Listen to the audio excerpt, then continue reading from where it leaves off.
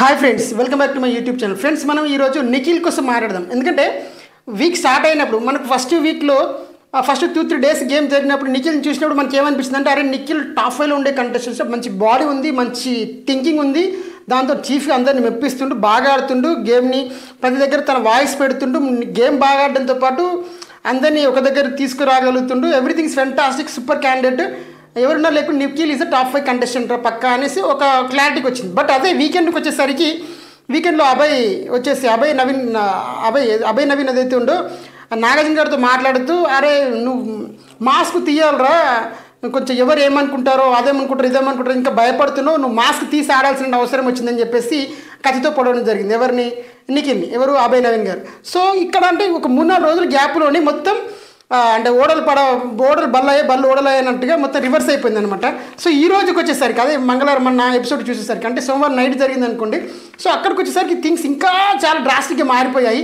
అదేమైపోతుందంటే, అసలు నాకు క్విట్ చేయాలని ఉంది, నాకు ఉండాలని లేదు, నేను నా క్యారెక్టర్ నేను చంపుకొని ఇక్కడ బతకలేను, నేను చిన్న చిన్న సిల్లీ విషయాలకి ఈ నిద్రపోలేదని చెప్పేసి మైకులు వేసుకొని చెప్పి, లేదంటే లడ్డుల కోసం చిల్లర నామినేషన్ చేయలేను నేను అని, అంటే నాకు ఉండాలని లేదు, క్విట్ చేయాలని ఉంది, బట్ ఉంటే ఉంటాను, పోతే పోతాను అని చెప్పేసి మళ్ళీ అంతే మొత్తం ఎట్లా అంటే చాలా చాలా చాలా డౌన్ అయిపోయేసి మాట్లాడుతున్నాను అనమాట. అసలు ఏం జరిగిందో తెలుసుకుందాం, ప్రయత్నం చేద్దాం. బేసిక్గా నిఖిల్ నిజంగా నార్మల్గా నిఖిల్ చూసినప్పుడు ఫస్ట్ వీక్లో చాలా మంచిగా అనిపించింది, చాలా కమాండింగ్గా ఉంటుండు, పాయింట్స్ పెడుతుండు, ఒకదాటి మీద తీసుకొచ్చి ఆడుతుండు, ఫిజికల్ కూడా గేమ్ ఆడుతుండు, ఎవ్రీథింగ్ ఈజ్ ఫెంటాస్టిక్.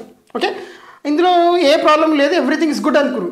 బట్ కాకపోతే ఏంటంటే ఒక 2 ఇష్యూస్ వచ్చినప్పుడు, ఆ బేబక్క సోనియా మధ్య ఇష్యూస్ వచ్చినప్పుడు ఆ బేబక్ ఏం చేసింది, నిఖిల్ మీదనే పడింది. అంటే నువ్వు సోనియాతో గొడవ అయినప్పుడు నువ్వు సోనియాకి ఫేవర్గా పనిచేస్తావు, మీరు ఏదో మీ ఫ్రెండ్షిప్గా పెట్టుకొని నాకు మద్దతు నిలవలేదు సో అని చెప్పేసి ఆయన మీద వాయిస్ రేజ్ చేయడం జరిగింది. నిఖిల్ మీద సోనియా మీరు బేబక్క రేజ్ చేసినప్పుడు, అక్క నేను టీం విషయం అయితే మాట్లాడతాను, మీ పర్సనల్ విషయం కాబట్టి నేను మాట్లాడు, ఆయన నువ్వు పిలిచి మాట్లాడు అని చెప్పుంటే డెఫినెట్గా మాట్లాడుతుంటే, నువ్వు చెప్పలేదు కాబట్టి నేను మాట్లాడలేకపోయింది తప్ప, మాకు పర్సనల్గా పిలిచి మాట్లాడని చెప్పేసి మీ ఇద్దరు వస్తే నేను ఎందుకు మాట్లాడకపోయామని అంటే ఆ పాయింట్లో ఆయన ఎక్స్ప్లెనేషన్ ఇచ్చాడు.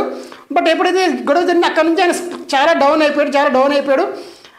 పెద్ద కంటెంట్ ఏవి క్రియేటివ్ పెద్ద డిస్కషన్స్ ఎక్కడ పార్టిసిపేట్ చేసినట్టు కనిపించట్లేదు, అండ్ ఏదో తన పని ఏదో తను చేస్తున్నారని తప్ప వాయిస్ ఎక్కడ పెట్టినట్టు అనిపించడం. అంటే అట్లాంటి వాయిస్ పెట్టే సిచ్యువేషన్స్ కూడా పెద్దగా రాలేదు అనుకున్నది వేరే విషయం. అయితే ఇప్పుడు మా సండే ఎపిసోడ్కి వచ్చేసరికి అభయ్ నవీన్ చెప్పి నాగార్జున ఉంటుంది అదేది కత్తికి చెప్పి ఒక నెగిటివ్ చెప్పాల్సి వచ్చినప్పుడు, అరే నువ్వు ఇంకా వాళ్ళు ఏమనుకుంటారు వీళ్ళు ఏమనుకుంటారని చెప్పేసి భయంలో బతుకుతుండేడు, మాస్క్ వేసుకొని బతుకుతుండు, ఫీడ్గా బ్రతకట్లేదని చెప్పేసి చెప్పడం జరిగింది. అక్కడ నుంచి మనకు కూడా అరే ఏంటి నిఖిల్ ఇలా ఉంటుందా అనేసి చిన్న థింకింగ్ స్టార్ట్ అయింది. కట్ చేస్తే మండే నామినేషన్స్ అప్పటికి వచ్చేసరికి నామినేషన్ డమ్మాయి నిలబడ్డాడు, ఎవరికి నామినేషన్ చేయాలో కూడా తెలియదు. బిగ్ బాస్ నీకు సెల్ఫ్ నామినేషన్ చేసుకోవచ్చా అని అడుగుతాడు. అంటే గేమ్ మీద సీరియస్నెస్ లేదా, నీకు గేమ్ అవసరం లేదా ఒక పాయింట్ అది ఒకటి. రెండోది సెల్ఫ్ నామినేషన్ అంటే ఇక నేను సిల్లీగా లడ్డుల కోసమో లేదంటే మరి నువ్వు మైక్ వేసుకోలేదనో డిసిప్లిన్ లేదనో ఇట్లా సిల్లీ పాయింట్స్ నేను నామినేట్ చేయలేను కాబట్టి సో నేను సెల్ఫ్ నామినేషన్ చేసుకోవాలా అనే పాయింట్ అనమాట. సో ఇక్కడ అయితే మరీ అంటే ఉత్తమ పురుషుల్లాగానే చూడాలి, మరీ అతి మంచోళ్ళు లెక్కల, అదే నాగమణి ఇక్కడ చెప్పిన అయితే మరీ అతి మంచోళ్ళలాగానే చూడాలి ఆయన్ని, లేదా సింపతి కోసం అని ఆడుతున్నారు, లేదంటే జెన్యున్గానే అలాంటి పర్సన్ అయి ఉండాలి. సో జెన్యున్ అలాంటి పర్సన్ మొదటి ఫస్ట్ 2 వీక్స్ అంటే ఫస్ట్ 4-5 రోజులు ఎందుకు అలా కాకుండా కొంచెం హై పిచ్లో ఉండడానికి ట్రై చేస్తారని ఒక పాయింట్ ఉంది. సరే జెన్యున్గానే చాలా ఉత్తమ లక్షణం ఉన్నటువంటి గొప్ప మనుషుడు అనుకున్నట్టయితే ఇంత సెన్సిటివ్ పర్సన్ మళ్ళీ హౌస్లో కంటిన్యూ చేయడం కూడా కష్టమేమో అన్న ఫీలింగ్ వస్తుంది. అంటే ఇప్పుడు మనకు డౌట్ ఇచ్చింది 2 వారాల నుంచి సస్టైన్ అవ్వగలుగుతాడా అన్న పాయింట్ వస్తుంది.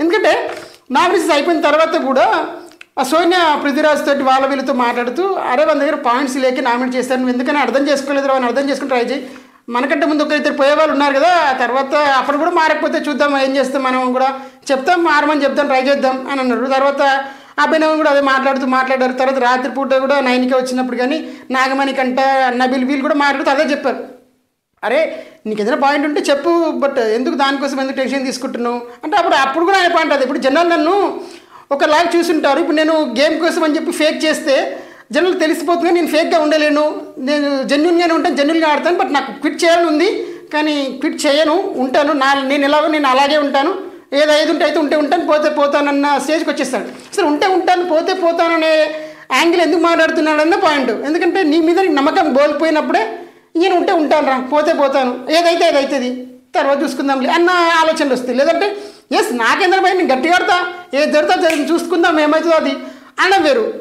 నేను ఉంటే పోతాను, నేను నామినేషన్ కోసం భయపడతలేదు, నేను అట్లా ఆ సెన్స్లో అంటే ఉచ్చరించిన విధానం చెప్పిన విధానం కూడా వేరేలాగా అనిపించింది. సో చాలా చాలా డౌన్ అయ్యింది. ఇంకో తర్వాత ఏంటంటే సోనియా కూడా అంటే వీళ్ళొక టీం ఉంది, గ్రూప్స్గా ఆడుతారు గేమ్ ఆల్మోస్ట్. సోనియా, అభయ్ నవీన్, పృథ్వీరాజు, నిఖిల్ వీళ్ళు ఒక టీం ఉందనమాట నాగమణి కంటే. వీళ్ళు ఏం చేస్తుంటే గ్రూప్గా ఆడుతారు ఆల్మోస్ట్. వీళ్ళు 5 గ్రూప్గా అంటే గ్రూప్గానే అంటే వీళ్ళు ముందే అనుకోరు, అరే మనం ఇన్ని వారాలకు ఉందాం ఇట్లా కలిసి ఉందాం అని చెప్పేసి ఒక ప్లానింగ్ అనుకోరు.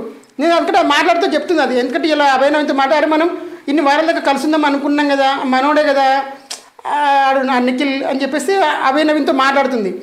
అయితే అభయ్ నవీన్కి తన పాయింట్ చెప్పే ప్రయత్నం చేస్తుంది. నువ్వెందుకు నిఖిల్కి నామినేషన్ చేస్తావు అంటే చేయకుండా ఉండాల్సింది అంటే, అరే భయ్ నాకు నా ఫ్రెండ్ అయినా సరే పాయింట్ నామినేషన్ పెడతా అని చెప్పేసి అభయ్ నవీన్ పాయింట్.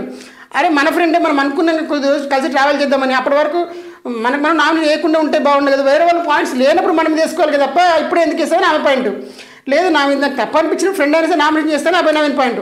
ఆ తర్వాత మళ్ళీ అదే పాయింట్ తీసుకొచ్చి సోనియా పృథ్వీరాజ్తో కూడా మాట్లాడుతుంది, అరే అభయ్ నవీన్కి ఇట్లా అంటుండు, మనోని మనం కదా కాపాడుకోవాలి, ఆయన ఫస్ట్ ఒక 2 వారాలు ఇంకా వేరే వాళ్ళు పోయే ఛాన్సెస్ ఉన్నాయి కదా, ఆ తర్వాత మనం ఇంటికి వచ్చినప్పుడు మనం చూసుకుందాం అని వీళ్ళు ఒక గ్రూప్గానే ఆడే ప్రయత్నం చేస్తారు, కొంచెం అటు ఇటు కలిసి. ఆ గేమ్ ఇంక ప్రస్తుతానికి వాళ్ళకి గేమ్ ఆడేటట్టు రాలే, కానీ ఆడదాము కొలిచినా ఇట్లా కలిసి ఆడదాము, కలిసి ఉందాము, అట్లా కలిసి ముంగడికి వెళ్దాం అనేసి ఒక ఆలోచనలో అయితే ఎవరు అభయ్ నవీన్, పృథ్వీరాజు, నిఖిల్, నాగమణి కంట, సోనియా.